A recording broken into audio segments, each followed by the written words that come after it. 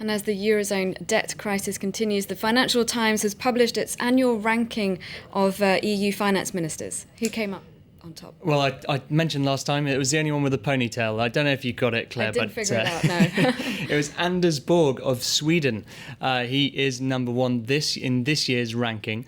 Quite a few changes in there, actually, and from last year's rankings. So to talk about this now, we're joined by Ralph Atkins, who is the Frankfurt bureau chief for the Financial Times, and he helped compile the ranking. Thank you for joining us this morning, Mr. Atkins. My pleasure. Firstly, could I ask you, so, of course, Anders Borg in at number one. Sweden isn't in the Eurozone, of course. So although I know this is for EU finance ministers as a whole, but it does feel like he's got off a bit easy. Is this the reason that he made it to number one? He hasn't had the challenges that some of the other finance ministers have had this year.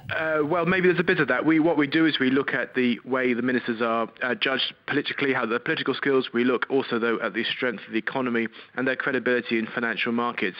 I think on all three of those points, Mr. Borg and the Swedish economy do well.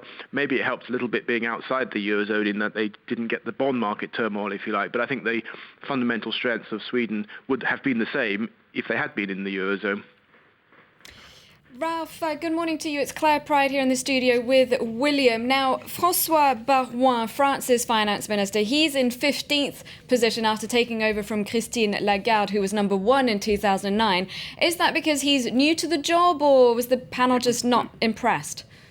I think it's a combination of factors, I'm afraid. I think partly, yes, he did pale slightly in comparison with his predecessor, Madame Lagarde.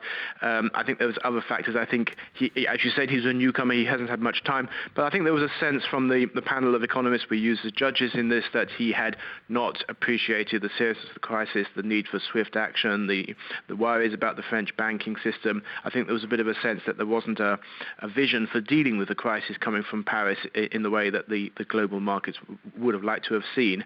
And also, of course, there's weaknesses in the French economy that also played a role.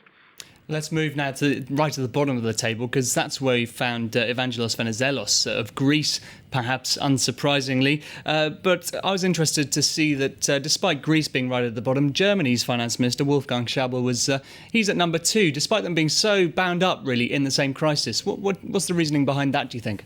Well, Wolfgang Schäuble, of course, was last year's winner, and I think he won then because of the strength of the German economy, but also because of this sense that he did have a vision for where Europe needs to go. He was throwing out ideas. He was flexible in his thinking about the future of the Eurozone. I mean, of course, lots of those ideas have been quite controversial across the Eurozone, but I think there was a sense of that he understood the sort of fundamental nature of the crisis, and that's why he scored well.